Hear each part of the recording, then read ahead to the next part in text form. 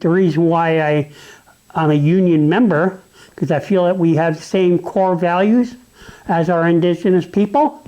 It's hardworking, fairness, equality. We've shared the same struggles with the government as the union has. If it's not exactly the same, it's within the same.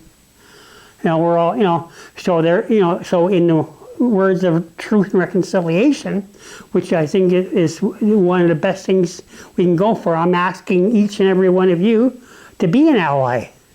I believe it's very important that we have such a thing. It's finally come to a head that we need this, and we've been fighting for it for. It's pretty sad when you got reserves that don't even have clean drinking water. Where if you wash yourself with the water, you break out in rashes. It comes out, the water comes out red.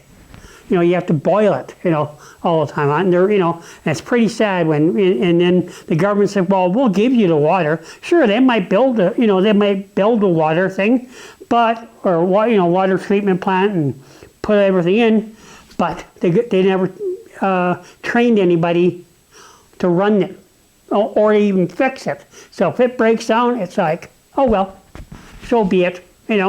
We did our part. And it's the same as housing. They dropped off the lumber, but where's the carpenters and the plumbers and the electricians and cement finishers? They should have a somebody in there teaching these things so the men and women on the reserve can learn these and learn a skill at the same time. So things like this. They don't.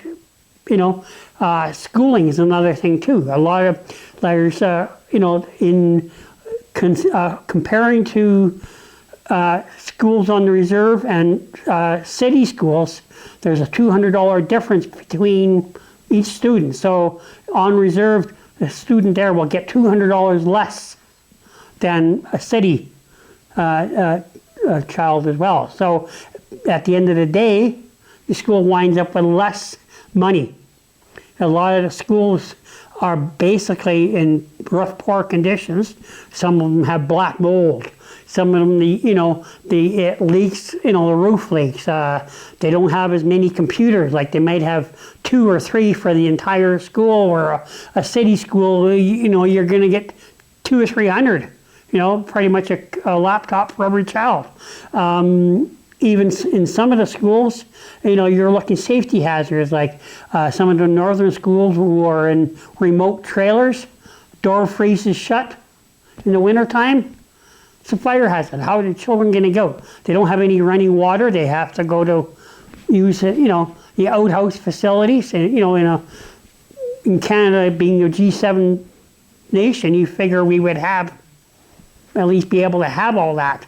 How come it took that long to induct you into your heritage? Well, just to let you know, I am a Métis, which is a mixture of white and Indigenous. You could say that I'm two-spirited in a sense that I have the privilege of walking in both the white world and the Indigenous world. Yes, but I think it was meant to be. I think it made me stronger and more aware, and so it gave me a chance to grow up in a white world, to see what went on there. Now I'm on the other side. Now, so I have that fortune that I can walk down that middle and I can say, well, here, today am I going to walk the red road, or am I going to walk the white road, or am I on both? Can we exist as equals and walk down one road together? Very good.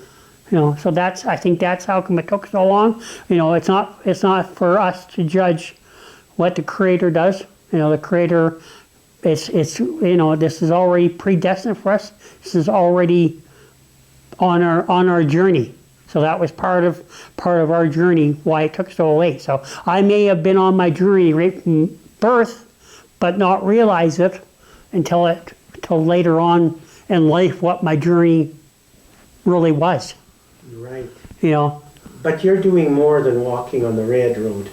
You're actually taking an active part, aren't you? You are doing a lot to promote, to spread the message, promote the interest of people who are on this road, aren't you? So tell us a little bit about some of the activity that you're involved in. well, as I say, with my national union, which is UFCW, I am also the co-founder of the UFCW National Indigenous Subcommittee for UFCW. Every year for the past 4 years, we've held a conference in one city. It might be either Winnipeg, or it might be Calgary, or Montreal, or Toronto. We haven't done Montreal yet, and we usually have a traditional dinner.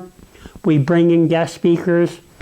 We bring in some entertainment, like a drummer or dancers or something like that. And we also do different projects. Like we've written letters to the College of Bishops asking for an apology from the Pope.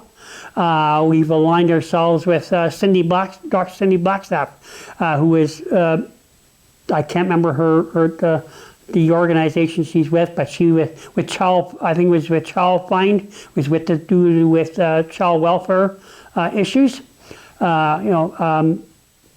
We have done things like that. We've done lobby groups like in Ottawa, talking to the politicians about different Indigenous issues like water, murder, missing women, housing, issues like that. Education, job creations is one of the big ones as well.